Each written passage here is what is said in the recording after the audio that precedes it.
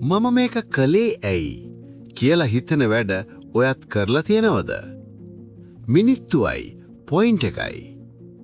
ඒක ඔයා විතරක් නෙමෙයි අපි හැමෝම කරලා තියෙනවා. ඒ වෙලාවේ අපි හොඳට හිතලා ඩිසිෂන් ගන්නෙ නෑ. හිතට අවදියට අපි ඇක්ට් කරනවා.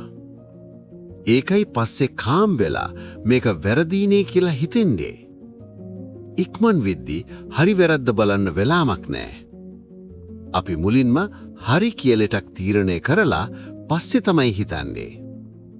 සමහර වෙලාවට අනිත් අය කරන දේ බලාගෙන අපිත් කරලා දානවා.